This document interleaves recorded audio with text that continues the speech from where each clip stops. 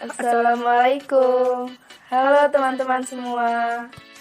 Gimana kabarnya kalian semua? Semoga sehat selalu ya. Nah, di sini kami berdua akan membahas tentang bimbingan dan konseling bagi anak berkebutuhan khusus.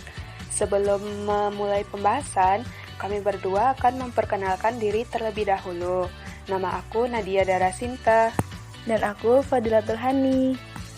Baiklah, untuk pembahasan yang pertama akan disampaikan oleh rekan aku yaitu Fadila.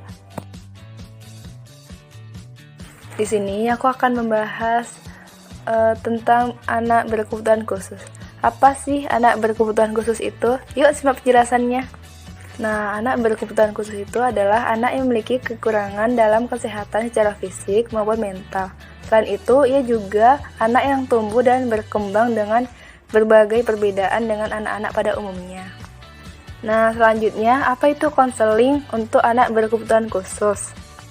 Konseling bagi anak berkebutuhan khusus yaitu pemberian layanan secara khusus kepada individu atau kelompok yang membutuhkan perlakuan dan perhatian secara khusus dengan menerapkan teknik-teknik yang lebih melakukan pendekatan dengan porsi yang berbeda dari pelayanan konseling pada anak normal ataupun pada anak umumnya.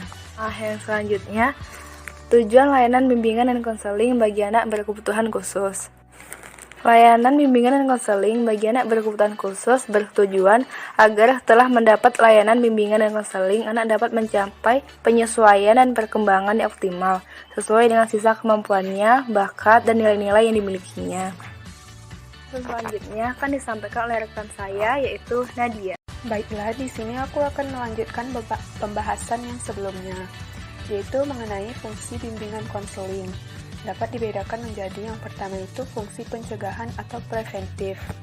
Anak yang ditangani tidak berada pada fase yang parah. Biasanya fungsi ini dilakukan khusus untuk anak berkebutuhan khusus dalam kategori tunalaras, keterlambatan belajar, anak berkemampuan khusus, dan anak hiperaktif.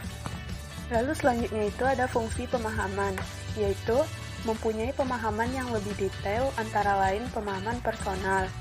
Yang ketiga ada fungsi perbaikan, yaitu untuk memperbaiki keadaan anak berkebutuhan khusus yang ditangani. Dan yang terakhir itu ada fungsi pengembangan dan penyaluran. Anak berkebutuhan khusus dioptimalkan kemampuannya secara akademik dan non-akademik, sehingga dapat menjadi pribadi yang berguna bagi masyarakat sekitarnya. Layanan bimbingan dan konseling yang bisa diterapkan bagi anak berkebutuhan khusus untuk membantu menyelesaikan masalah-masalah yang sedang dihadapinya itu antara lain, yang pertama itu ada layanan orientasi, yang kedua ada layanan informasi, dan yang ketiga ada layanan penempatan dan penyaluran. Yang keempat, layanan bimbingan belajar. Yang kelima, layanan bimbingan karir. Yang keenam, layanan konseling perorangan. Dan yang ketujuh, layanan mediasi. Pelaksanaan proses bimbingan dan konseling diperlukan beberapa metode yang mendukung terselenggaranya kegiatan bimbingan dan konseling secara optimal. Metode bimbingan konseling yang ada itu adalah